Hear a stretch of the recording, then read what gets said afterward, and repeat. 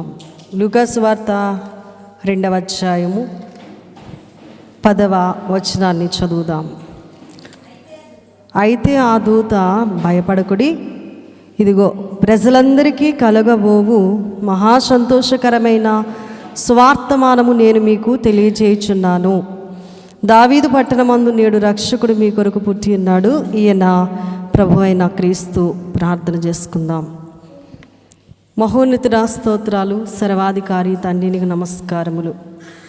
దేవా, నీ వర్తమానము ద్వారా నన్ను మమ్మల్ని అందరినీ బలపరిచి నాతో మాతో మాట్లాడి మహిమ ఘనత కీర్తి ప్రభావములు అందుకునుమని మహిమ నాదుడైన యేసుక్రీస్తు వారి ప్రభావ నామమందు ప్రార్థన అడిగి వేడుకుని పొంది ఉన్నాము పరమ తండ్రి, ఆమేన్.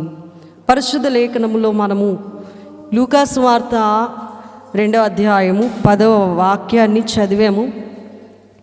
నిన్నటి దినమందు వివరించుకున్నటువంటి మాటల్లో మొదటిది ఉద్దేశాన్ని మనము నిన్నటి దినమందు వివరించుకున్నాము. రెండవదిగా చూసినట్లయితే ఈ రోజున యేసుక్రీస్తు ప్రభువారు ఈ లోకములోనికి వచ్చిన జన్మ వార్తను గూర్చి ధ్యానం చేసుకుందాం. ఈ లోకములోనికి వచ్చిన జన్మ వార్తను గూర్చి మనం ధ్యానం చేసుకుందాం. ఈ వార్త ఏ వార్త అంటే క్రిస్మస్ వార్త. వార్త అంటే సమాచారము. క్రిస్మస్ అనగా క్రీస్తుని ఆరాధించుట అని అర్థం. క్రిస్మస్ అంటే సంతోషం. ఏంటి ఆ సంతోషం?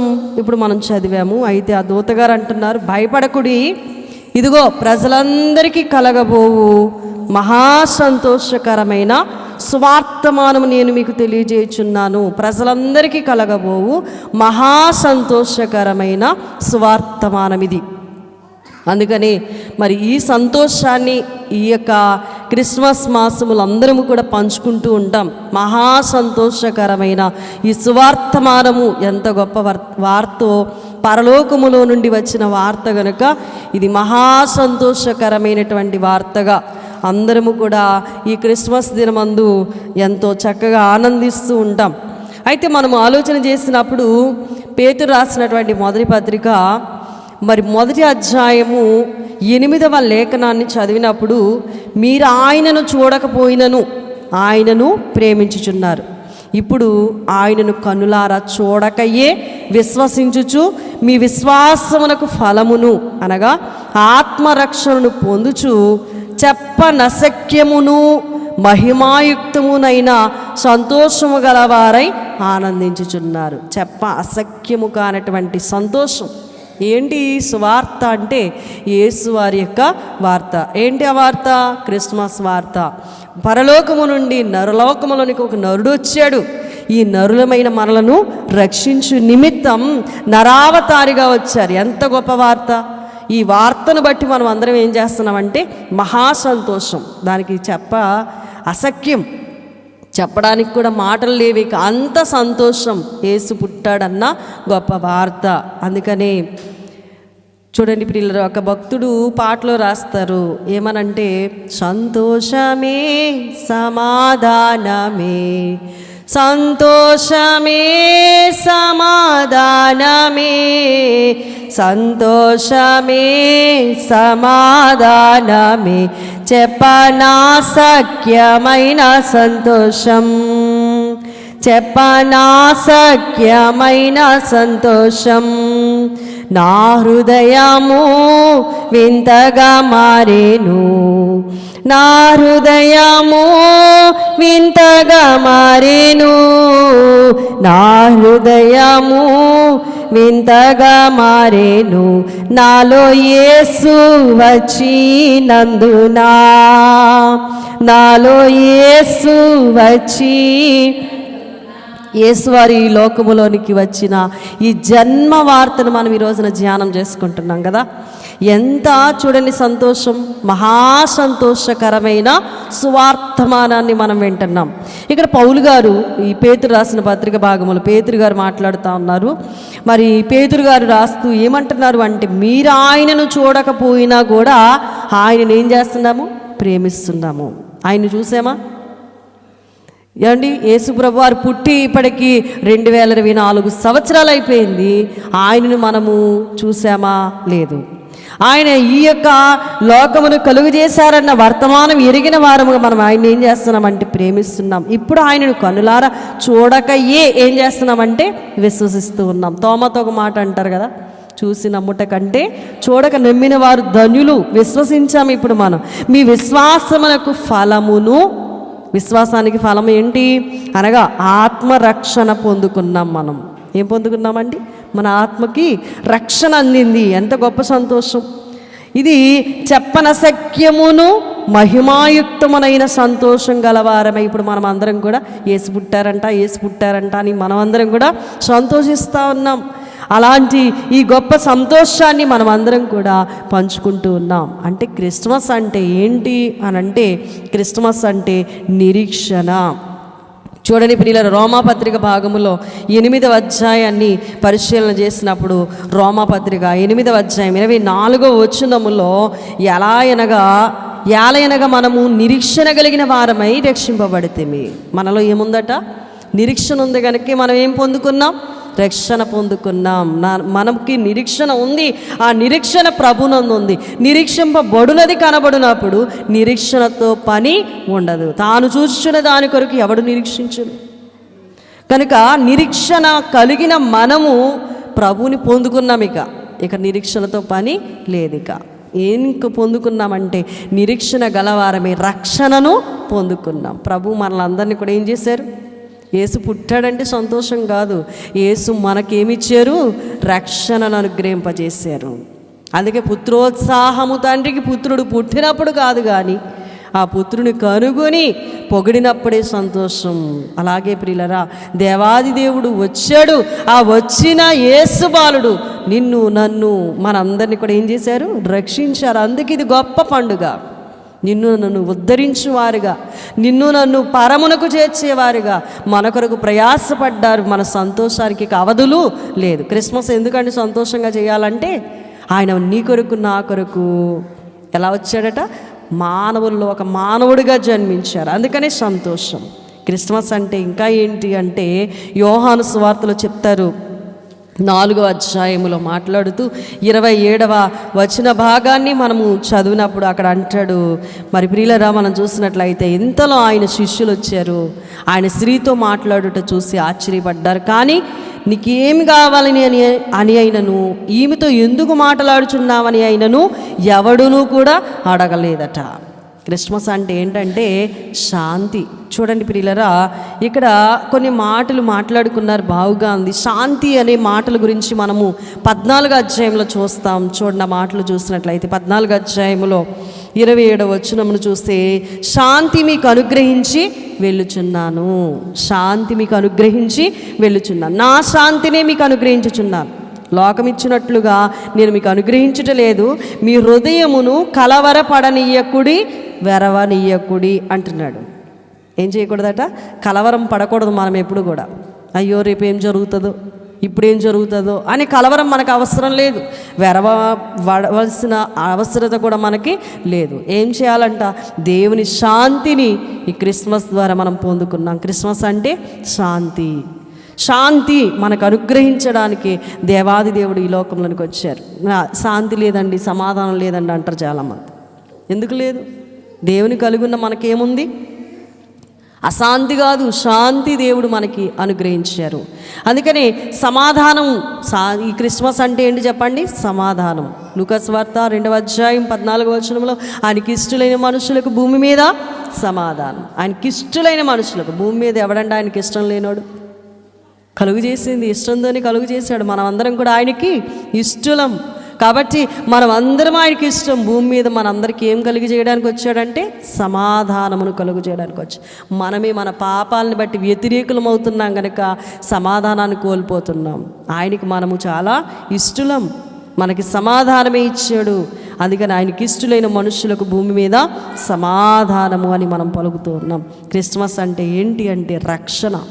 క్రిస్మస్ అంటే రక్షణ. లూకాసు వార్త 19వ అధ్యాయం 10వ వచనంలో మనం ఎరిగిన వారము, నశించిన దానిని వెదకి రక్షించుటకు మనుష్య కుమారుడు ఈ లోకమునకు వచ్చాను. ఎందుకు వచ్చారట? నశించిన దానిని. ఎందుకు నశించిపోతున్నాడు మానవుడు? ఎవరు నశించిపోతున్నారు లోకంలో అంటే దేవుణ్ణి కానక, దేవుడు లేడు దెయ్యం లేదు అంటారు చాలామంది. అలాగే తెలిసి తెలిసి పాపాలు చేస్తూ ఉంటే ఎంత ఈ జీవితం, పోతే ఎంత అనుకుని చాలామంది కాలక్షేపణ చేస్తూ దేవదేవుణ్ణి ఎరగనటువంటి వారు నశించిపోతున్నారు గనక ఆయన తన్ను బయలుపరుచుకుని నశించిపోతున్న వారందరినీ కూడా రక్షించడానికి ఈ లోకంలోనికి ఆయన నరావతారిగా వచ్చారు. అపోస్తుల కార్యముల గ్రంథం 4:12 మనం ఎరిగిన వారం, మరి ఎవని వలనను రక్షణ కలగదు, ఈ నామముననే మనము రక్షణ పొందవలను. ఎవడి వలన రక్షించబడలేము. మన తల్లి కానీ మన తండ్రి కానీ మన ఆత్మను రక్షించలేరు, మనల్ని ఎవ్వరూ రక్షించలేరు. మన సదుపాయాలు చూడవచ్చునేమో కానీ, మన శరీరానికి ఏవైనా చేయొచ్చునేమో కానీ, ఆస్తిని సమకూర్చవచ్చునేమో కానీ, ఆపద తప్పించవచ్చునేమో కానీ రక్షణ ఇచ్చే మానవుడు ఎవడు కూడా లేడు. అది ఒక్క యేసు ప్రభుల వారు మాత్రమే. అందుకని ఏమైనా కబుర్లు చెప్పొచ్చు, ఎవరైనా మరి ఏదైనా అనవచ్చునేమో కానీ రక్షణ క్రీస్తు వారి వలన మాత్రమే మనం పొందుకుంటున్నాం. అందుకని ఈ క్రిస్మస్ పండుగలో ప్రజలు అసలైన ఆరాధన మానేశారు, శరీర సంబంధంగా జరుపుకుంటూ ఉన్నారు చాలామంది. ప్రభు శరీరాన్ని కాదు ఆత్మను కాపాడడానికి లోకంలోనికి వచ్చారు. శరీర క్రియలు కాదు ప్రాముఖ్యం. ఎలా చేయాలట? ఆత్మానుసారంగా చేయాలట క్రిస్మస్ పండుగ. అందుకే దైవజనులు దాదసాయిగా చక్కగా రాశారు, లాలి లాలి లాలి లాలమ్మ లాలి. ఇంకొక భక్తుడు రాశారు ఇలాగా, దైవజనులు రాస్తూ అన్నారు, లాలి లాలి లాలమ్మ లాలి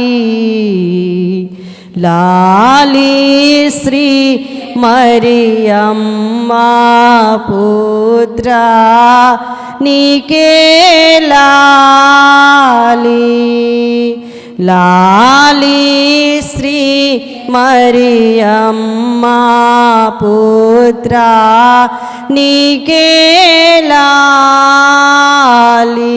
శ్రీ మరియమ్మ పుత్రునికి మనం ఏం చెప్పాలట? లాలి పాటలు పాడాలట. లాలి లాలి లాలి లాలి. ఉయ్యాల్లో క్రీస్తు బాబు ఉన్నట్టుగానే, మన ఒడిలో ఉన్నట్లుగానే మనమట అనుభూతి కలిగిన వారముగా ఆస్వాదిస్తూ దేవుడు నా ఒడిలో ఉన్నారు అని తనివి తీరా ఆయన్ని ఎత్తుకునే వారముగా ప్రభువు సన్నిధిలోనట లాలి పాటలు పాడాలట మురుస్తూ.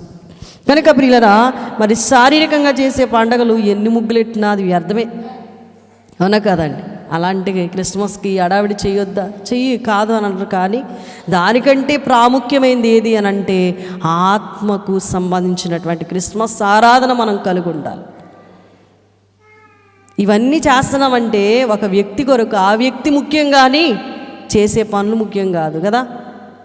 ఆ వ్యక్తిని మర్చిపోయి ఏవేవో ఎంతో హడావిడి చేసినా ఆ వ్యక్తి అక్కడ లేకపోతే అదంతా కూడా వ్యర్థం. కాబట్టి యేసుప్రభు వారు ఎంతో ప్రాముఖ్యమైనటువంటి శరీరాన్ని సంపాదించుకుని మన కొరకు నరావతారికి లోకంలోనికి వచ్చారు కనుక ఈ జన్మ వార్తనట ఆత్మానుసారంగా మనము సంతోషంతో చేస్తే అది ఎంతో గొప్ప ఆనందాన్ని, ఉల్లాసాన్ని మనకి తీసుకుని వస్తుంది. ఇక చూసినట్లయితే క్రిస్మస్ వార్త ఆదరించే వార్త అన్నారు. క్రిస్మస్ వార్త ఆదరించే వార్త. ఇందాక మనం చదివాము లూకాసు వార్త 2వ అధ్యాయం 10వ వచనములో. అయితే ఆ దూతగారు వచ్చి అంటున్నారు, భయపడకుడి, ఇదిగో ప్రజలందరికీ కలగబోవు మహాసంతోషకరమైన స్వార్థమానము నేను మీకు తెలియజేయుచున్నాను. ఆదరిస్తూ ఉన్నారు. భయంలో ఉన్నారు వారు. లోకానుసారంగా ఎన్నో రకాల భయాలు మానవులను పట్టి పీడిస్తూ ఉన్నాయి. అలాంటి వారిని ఆదరించడానికి దేవదూత ద్వారా దేవుడు మొదటగా తన దివ్య దర్శనాన్ని అనుగ్రహిస్తూ ఉన్నారు. భయపడవద్దు అని చెప్తూ అంటున్నారు ప్రజలందరికీ కూడా. చూడండి ప్రియులారా, ప్రజలందరికీ కూడా కలగబోయే మహా సంతోషకరమైన స్వార్థమానాన్ని నేను మీకు తెలియజేస్తున్నాను, తీసుకొచ్చాను ఒక వార్త అని చెప్పేసి వారందరినీ కూడా ఆదరించే వార్త ఏంటి అని అంటే ఈ క్రిస్మస్ వార్త. కాబట్టి గొల్లలకు భయపడకుడు అని చెప్పారు. మానవుడు ఎప్పుడైతే పాపంలో పడ్డాడో అప్పుడే భయం అనేది మొదలవుతుంది. పాపంలో పడిన వెంటనే మనిషిలో ప్రాముఖ్యంగా ముందు వచ్చేది ఏంటంటే భయం. పాప ఫలితాల్లో భయం అనేది ఒకటి. భయపడకుండా ఉండడానికి ప్రభు బైబిల్లో ఎన్ని వాగ్దానాలు ఇచ్చారు కదా. 365 రోజులకి సరిపడే వాగ్దానాలు బైబిల్ గ్రంథములో కనబడతా ఉన్నాయి. భయం పోగొడుతుంది, పోవాలంటే ఆయనను చూసిన అంతా సరవుతుందని దైవజనులు అన్నారు. కాబట్టి మరి ఆయనను చూడాలి, ఆయన దైవ దర్శనం చేసుకుంటే మనలో ఉన్న భయము, ఆందోళన, దిగులు, చీకు, చింత అన్నీ పోతాయి. ఊరికే ఈ మాట ఏదో మామూలుగా నామకార్థంగా తీసుకుంటే ఏమీ అర్థం కాదు. నిజంగా ఆయనను చూసామనుకోండి, ఆయనే కదా మనల్ని పుట్టించాడు, ఆయనే మనల్ని పెంచి పోషించి నడిపించి ఇంత చక్కని అవగాహన కలిగిస్తున్నారు. మరి ఆయన్ని చూస్తూ మురిసిపోతూ ఉన్నామనుకోండి, ఖచ్చితంగా మనకి ఏమీ కూడా భయం అనేది ఉండదు. ఆయన్ని నమ్ముకున్నవాడు భయపడ్డు, దేనికి భయపడ్డు, ఎంత ఉక్కిరి బిక్కిరి అయిపోయినా భయపడ్డు, భయపడవలసిన అవసరత కూడా లేదు. దైవజనులు దేవదస్తయ్య గారు అన్నారు, ఇబ్బందులు, రోగములు, సిబ్బంది వలె శ్రమలు, అబ్బో భూకంపములు, మబ్బు వంటి దురితములు, తప్పిపు చేసిన గాని తప్పు తలంచుట హాని గానా. చూడండి, ఇబ్బందులు, రోగాలు ఒక్కొక్కసారి తప్పిపు చేసేస్తూ ఉంటాయి, చాలా ఉక్కిరి బిక్కిరి చేసేస్తూ ఉంటాయి. అలాంటప్పుడు కూడా భయపడవలసిన అవసరత లేదు. ఎందుకు భయపడకూడదు? దేవుని పిల్లలకు భయం దేవుడు నేర్పలేదు. భయపడుటకు మీరు పిరికి ఆత్మను పొందిన వారు కారంటాడు పౌలు గారి ద్వారా దేవుడు మాట్లాడుతూ.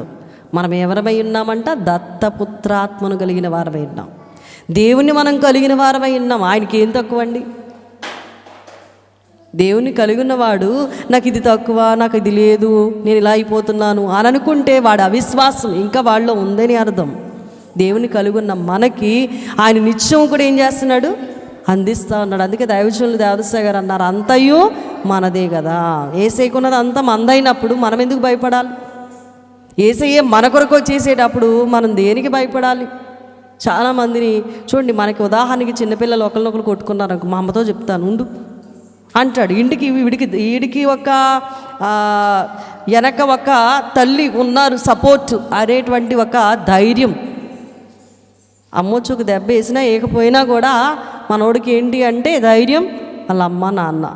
అలాగే ప్రభుని కలుగున్న మనం ధైర్యస్తులంగా ఉండాలి. దేవుని కలుగునటువంటి మనం ధైర్యంగా ముందుకు వెళ్ళాలి. భయపడే వారంగా మనం ఉండకూడదని వాక్యం చెలవిస్తూ ఉంది.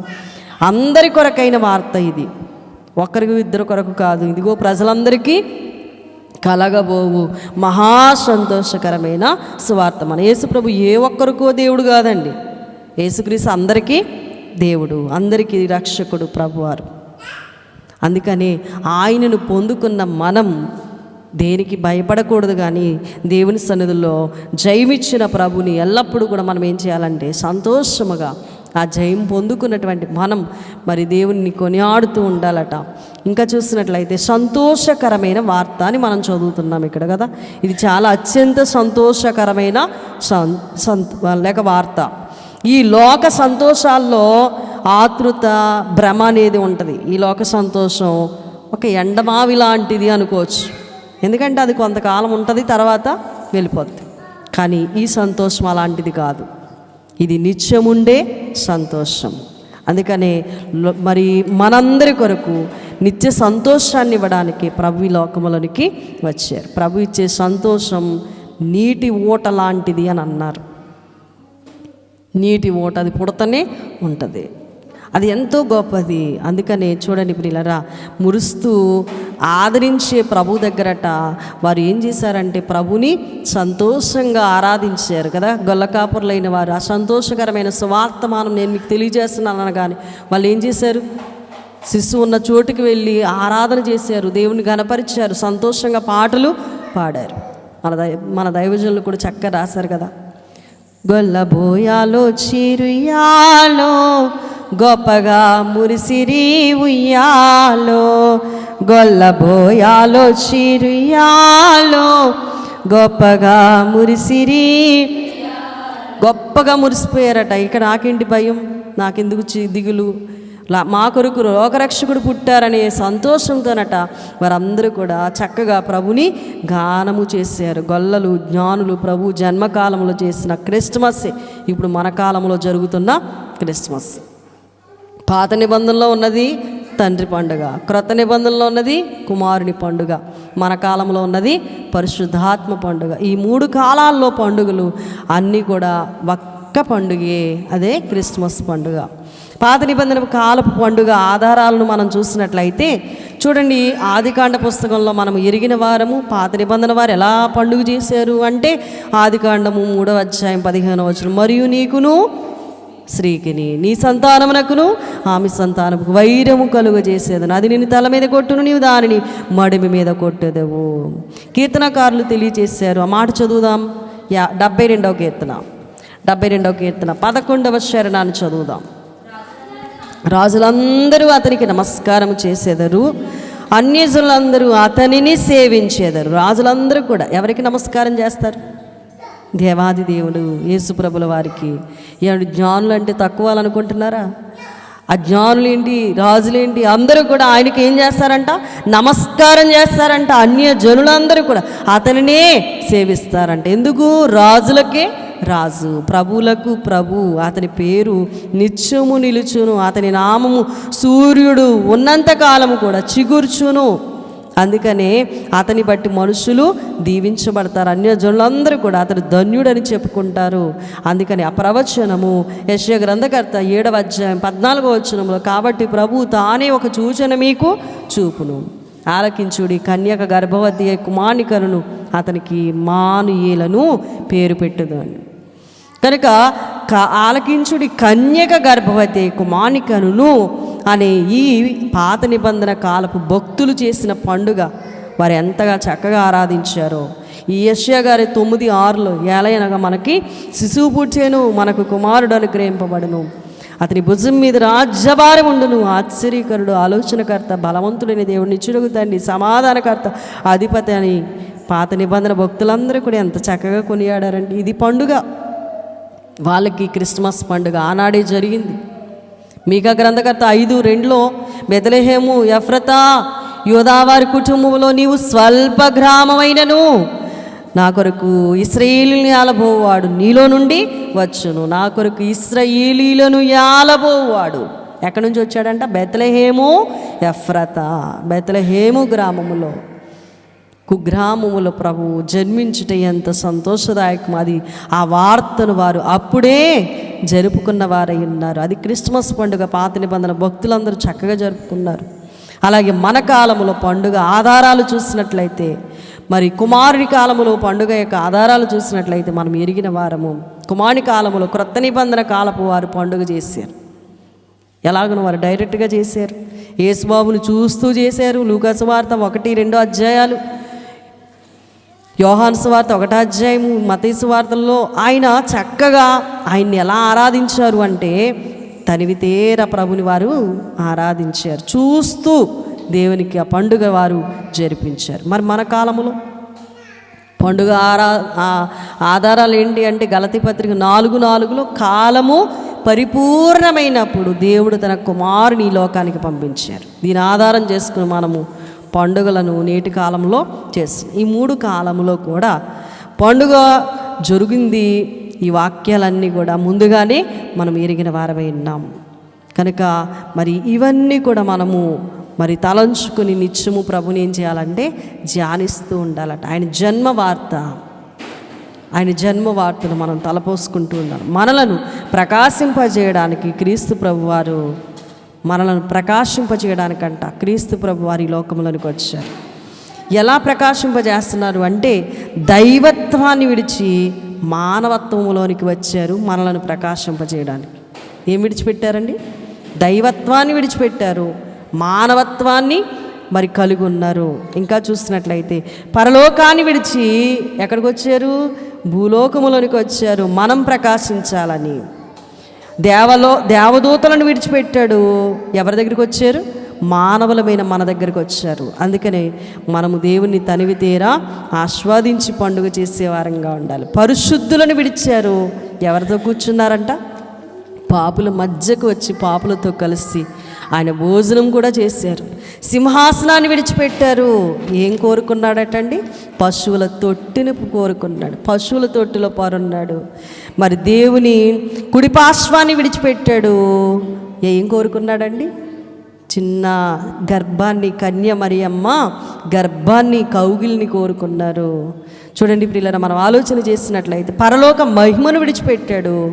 భూలోకపు వెలుగులోనికి ఆయన వచ్చారు. వెలుగు అయిన ప్రభు ఈ లోకములోనికి వచ్చి నిన్ను నన్ను వెలిగించడానికి ఇష్టపడుతున్నారు. కాబట్టి ఈ క్రిస్మస్ వర్తమానం ద్వారా మనమందరం కూడా వెలగాలి, వెలిగించాలి, ప్రభు రాకడకు సిద్ధపడాలి. ఇలాంటి నా ప్రభుతో నిత్యము జీవించే ధన్యత దేవాది దేవుని యొక్క జన్మ వార్త ద్వారా మనము సంపాదించుకుని ప్రభుతో నిత్యముండే భాగ్యం ప్రభు మనందరికీ దయచేయనుగాక. ఆమేన్. మేఘారూఢుగా మా మధ్యకొచ్చి దీనురాలనైనా నన్ను నిలవబెట్టి మాట్లాడించిన తండ్రి స్తోత్రాలు. ఈ మాటలు మా హృదయంలో పదిలపరుచుకునే భాగ్యం మాకు దయచేసి మమ్మల్ని ఆశీర్వదించి దీవించి బలపరచుమని, మా కొరకు ఇన్ని చేసిన నీ కొరకు మేము జీవించేలాగున సహాయము దయచేయమని ఈ లోకములోనికి మా నిమిత్తం వచ్చి వేసిన యేసువారి నామమందు వేడుకుని ప్రార్థించి బ్రతమలాడుకుంటున్నాం పరమ తండ్రి. ఆమేన్. మీ అందరికీ మరణాత.